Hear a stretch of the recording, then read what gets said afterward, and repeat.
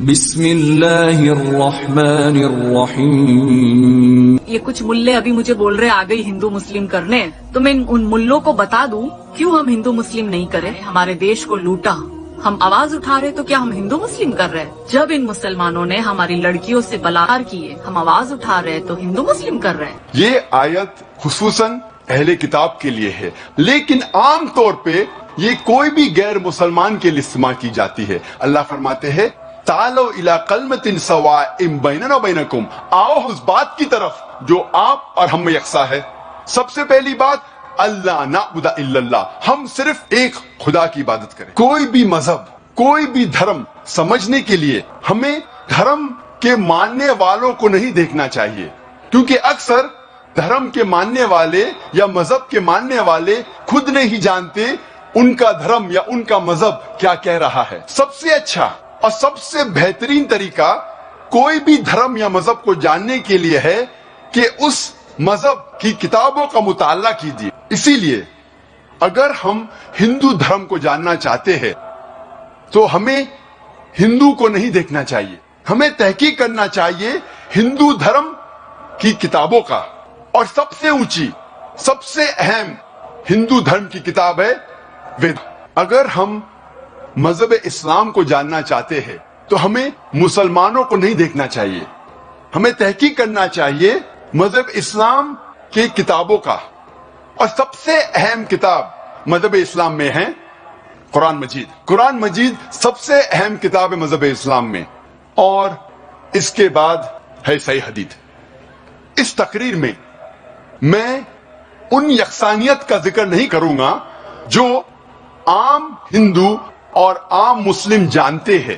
ہم سب جانتے ہیں کہ دونوں مذاہب میں لکھا ہے کہ جھوٹ نہیں بولنا چاہیے، ہمیشہ سچ بولنا چاہیے، چوری نہیں کرنا چاہیے، ڈاکہ نہیں ڈالنا چاہیے، غلط بات نہیں بولنا چاہیے، ایمانداری سے پیش آنا چاہیے.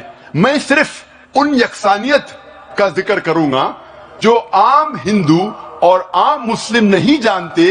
ہندو دھرم اور مذہب اسلام میں یکسانیت جاننے کے پہلے ہندو اسے کہتے ہیں وہ لوگوں کو جو انڈس ندی کے پاس رہتے ہیں یا سندھو ندی کے پاس رہتے ہیں.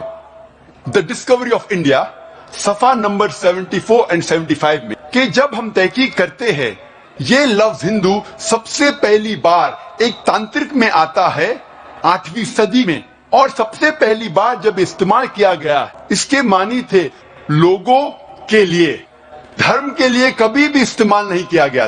دھرم کے لیے استعمال حال ہی میں کیا جا رہا ہے. اس بھارت دیش میں جو لوگ رہتے ہیں ان کے دھرموں کو بتانے کے لیے ایک لفظ استعمال کیا گیا تھا ہندوازم. اس بھارت میں جو لوگ رہتے ہیں ان کے دھرموں کو، ان کے بلیفز کو، ان کے فیٹس کو، ان کے ریلیجنز کو ڈسکرائب کرنے کے لیے ایک لفظ استعمال کیا گیا تھا ہندوازم. یہ ایک غلط لفظ ہے. صحیح لفظ ہونا چاہیے سناتن دھرم. یہ لفظ اسلام آتا ہے سلم سے، جس کے معنی ہے امن یا سلامتی. یہ لفظ اسلام سلم سے بھی آتا ہے جس کے معنی ہے اپنی رضا اللہ کے حوالے کرنا. مختصراً اسلام کے معنی ہے سلامتی یا امن حاصل کرنا اپنی رضا اللہ کے حوالے کرنے کے بعد. سب سے پہلا ہے خدا پر یقین لانا. ہم تذکرہ کریں گے ہندو دھرم میں خدا کا تصور کیا ہے. جب ہم کوئی عام ہندو سے پوچھتے ہیں آپ کتنے خداؤں میں مانتے ہیں، کچھ کہیں گے 3 خدا، کچھ کہیں گے 10، کچھ کہیں گے 100، کچھ کہیں گے 1000 اور کچھ کہیں گے 33 کروڑ. لیکن جب ہم ایک ہندو پنڈت سے پوچھتے ہیں، وہ ہندو سے جو ہندو دھرم کی کتابوں کو جانتا ہے، وہ ہندو کہے گا کہ ہندو صرف ایک بھگوان، ایک ہی خدا میں ماننا چاہیے اور ایک ہی خدا کی عبادت کرنا چاہیے.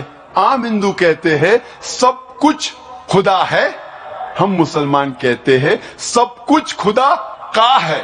اگر ہم اس کا کے فرق کو مٹا لیں گے تو ہندو اور مسلم ایک ہو جائیں گے.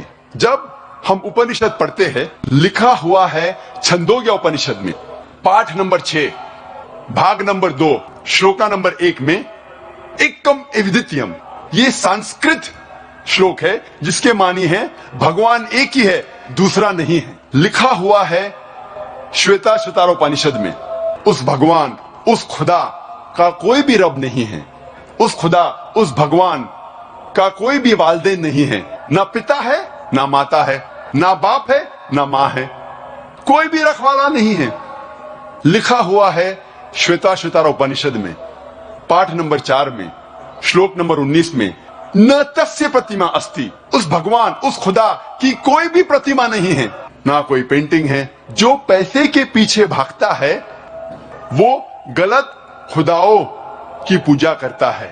जब हम वेद पढ़ते हैं, यजुर्वेद में लिखा हुआ है पाठ नंबर 32 मंत्र नंबर 3 में, न तस्य प्रतिमा अस्ति, उस भगवान, उस खुदा की कोई भी प्रतिमा नहीं है। नाजरीन, हिंदुस्तान में हिंदुओं की तादाद मुसलमानों से कई ज्यादा है। उनकी हुकूमत भी हिंदुओं के पास है, तो वो अक्सर मुसलमानों पर जुल्म करते रहते हैं। लेकिन इसके बावजूद भी वो मुसलमानों पर इल्जाम लगाते हैं कि उन्होंने हिंदुओं पर जुल्म किए हैं। हालांकि जब भी मुसलमान अपनी दिफा के लिए निकलते हैं तो हिंदू इस बात का गलत फायदा उठाकर ये समझते हैं कि मुसलमान गलत कर रहे हैं। हम ये मानते हैं कि हिंदुस्तान में रेप की शरह काफी ज्यादा है, लेकिन उसमें अक्सर हिंदू लोग होते हैं। मुसलमानों का बहुत ही कम नाम आता है कि वो रेप के केसेस में मुलव्विस हैं। इन सब फसाद की वजह जो समझी जाती है वो मजहब है। हालांकि मजहब तो अमन का पैगाम देता है कि सब अमन से रहे और भाईचारा हो। इसका हल डॉक्टर जाकिर नाइक ने बहुत ही अच्छा बता दिया कि हम अपनी मजहबी किताबों का अगर मुतालिया करें तो सब चीजें साफ जाहिर हो जाएगी। जब मुसलमानों पर मंदिर और बुतों को तोड़ने का इल्जाम लगता है, लेकिन हिंदू ये जानते नहीं कि उनके मजहब में भी बुतों को पूजना गलत है। अगर हिंदू भी ये बात समझ ले कि खुदा एक है तो वो भी मुसलमानों जैसे हो जाएंगे। और अगर हिंदुओं ने कुरान पढ़ना शुरू कर दिया तो वो ये बात भी जान जाएंगे कि कुरान में तो सब अमन की बातें हैं और मुसलमान कभी भी लड़ाई झगड़े नहीं करते।